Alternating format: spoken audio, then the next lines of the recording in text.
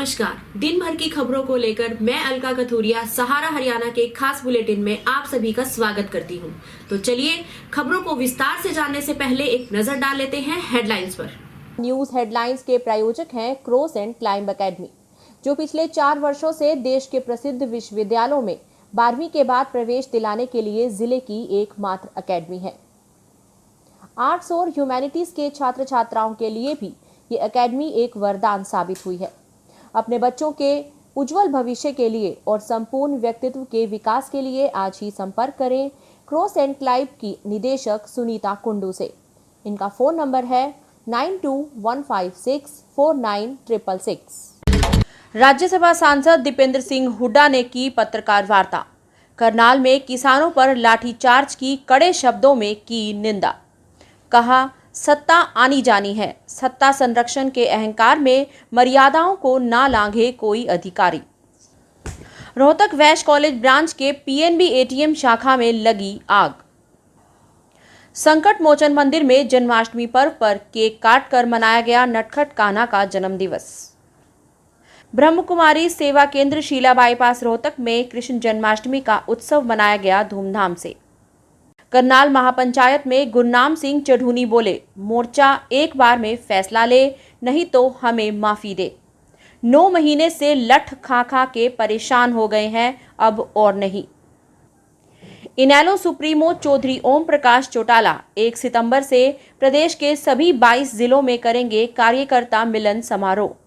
सम्मान दिवस के रूप में मनाए जाने वाले स्वर्गीय ताऊ देवीलाल के जन्म दिवस पर जींद में होने वाली रैली के लिए देंगे न्योता। राज्यसभा सांसद दीपेंद्र हुड्डा ने रोहतक में पत्रकार वार्ता करके करनाल में हुए किसानों पर लाठीचार्ज की कड़े शब्दों में निंदा की और कहा कि देश के अन्नदाता पर सरकार ने जो लाठियां भांजी हैं, वो आने वाले समय में सरकार को इसका खामियाजा भुगतना पड़ेगा। साथ ही दीपेंद्र हुड्डा ने अधिकारियों को भी नसीहत देते हुए कहा कि आने वाली सरकार किसान हितैषी होगी और जब ऐसा होगा तब लोकतंत्र को लाठी तंत्र समझ बैठे अधिकारियों को अपने एक्शन का हिसाब देना होगा। सांसद दीपेंद्र ने करनाल में किसानों पर हुई बर्बरता की कड़ी निंदा करते हुए बीजेपी जेजेपी सरकार और किसानों पर बल प्रयोग करने वाले अधिकारियों को नसीहत दी।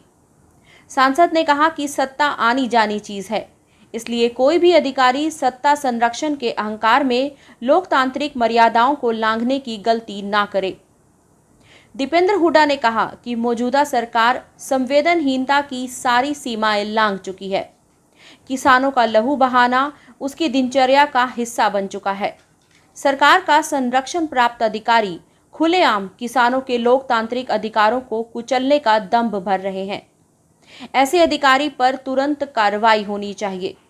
इतना ही नहीं, बीजेपी जेजेपी गठबंधन को भी किसानों पर हुई बर्बरता की नैतिक जिम्मेदारी लेते हुए सत्ता में बने रहने का कोई अधिकार नहीं है।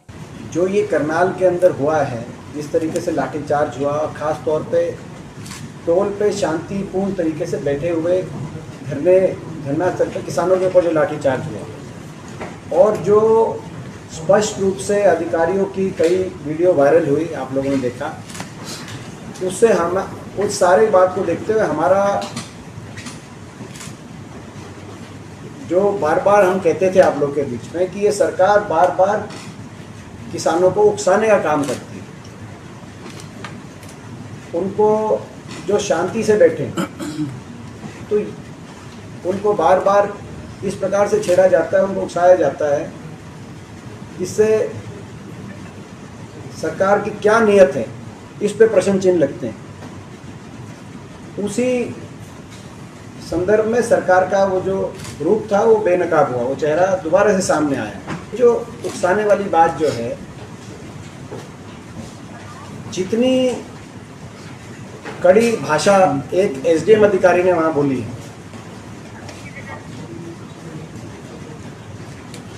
जब तक कहीं ना कहीं सरकारी शय ना हो, तो हम आपसे सवाल पूछते क्या वो संभव है?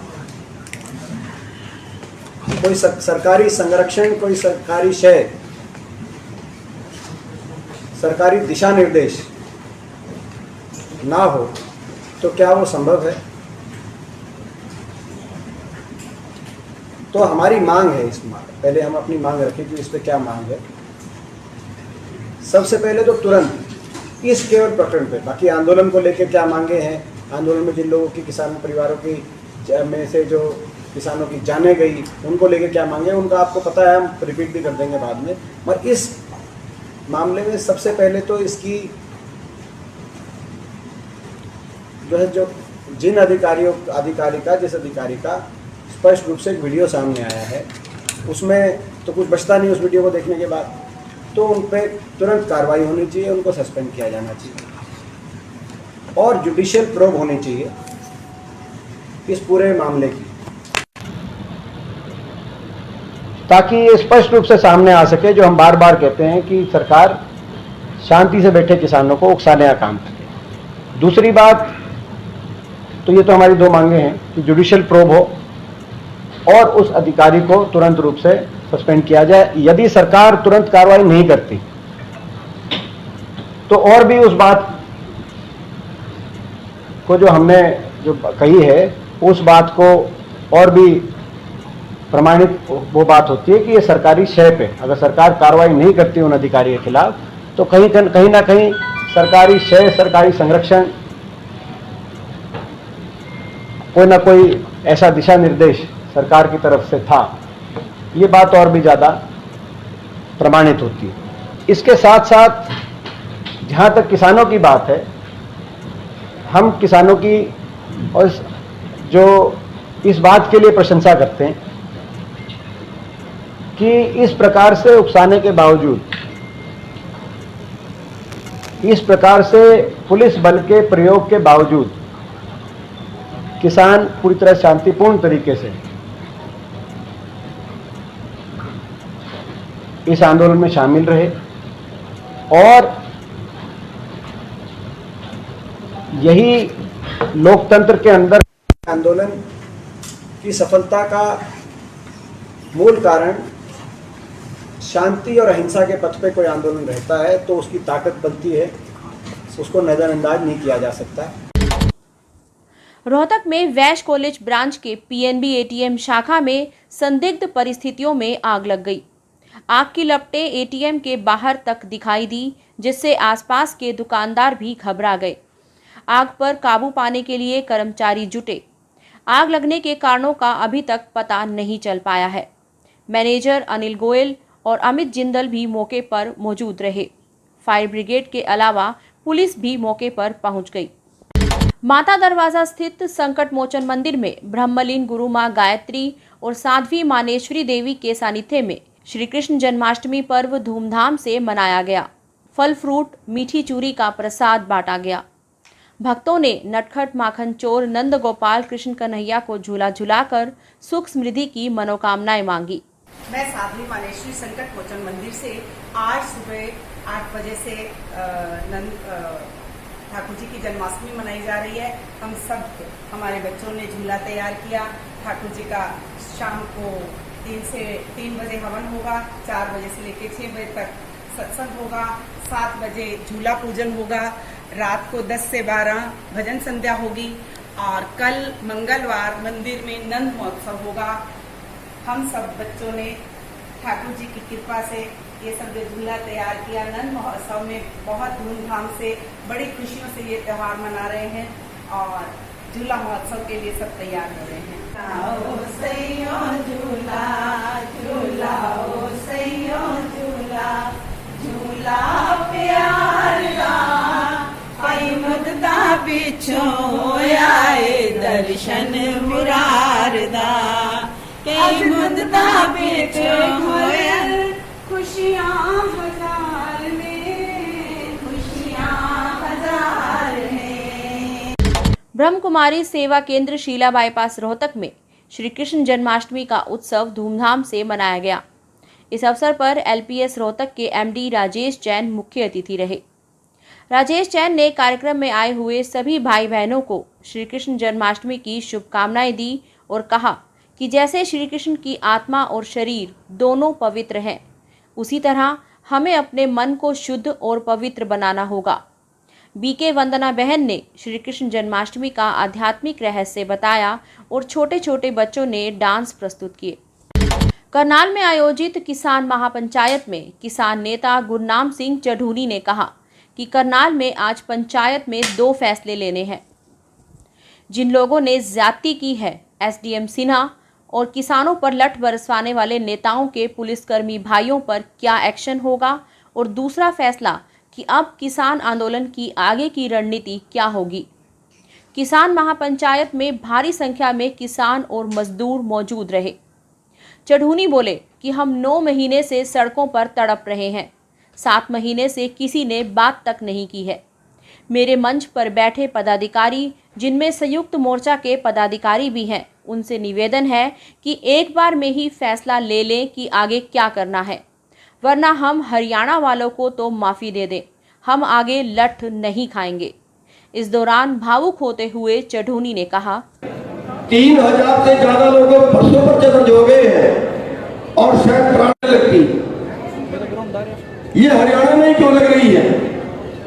एक और दूसरा, क्या हम ऐसे ही लाठियां खाते रहे या एक बार में यार पार कर बैठते?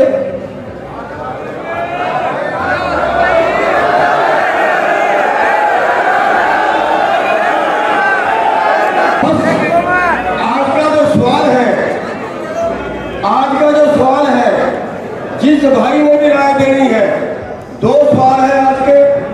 एक, जिन लोगों ने ज्यादती की वो एसडीएम इनेलो के एक बड़े पदाधिकारी का भाई है, इंस्पेक्टर। एक यहाँ के एमएलए का भतीजा है बख्शीश सिंह का। और जिन लोगों ने सिरों में लठ मारे हैं और जिन लोगों ने सिर में लठ मारने का ऑर्डर दिया है और जिससे हमारे किसान की हत्या भी हो गई है, किसान शहीद भी हो गया है, उनके ऊपर क्या कार्रवाई की जाए, उनके ऊपर कार्रवाई करवाने के लिए हमने क्या करना है, एक। और दूसरा, इस आंदोलन में हमने अगला कदम क्या लेना है, 2। इन 2 चीजों पे चर्चा करनी है। हम 9 महीने से बैठे हैं और 9 महीने से हम पिट रहे हैं, हम लठ खा रहे हैं, बस और हमारे में खाने की गुंजाइश नहीं है।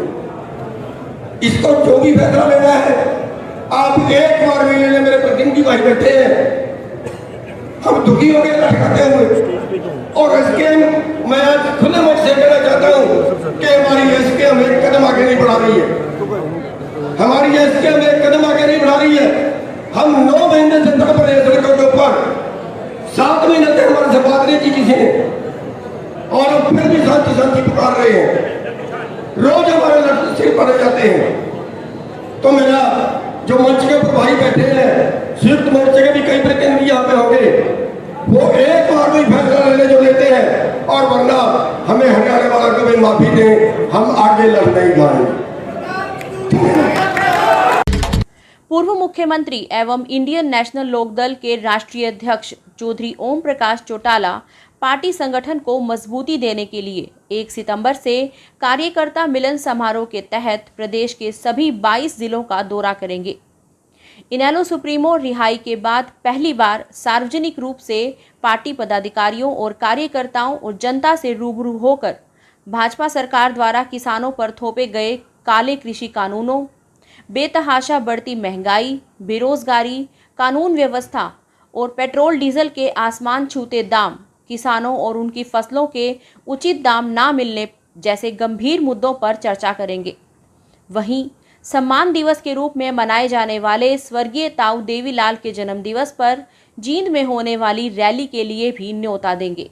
आज के लिए इतना ही, फिर मुलाकात होगी हमारे अगले एपिसोड में। तब तक के लिए शुभ रात्रि, शब खैर, नमस्कार।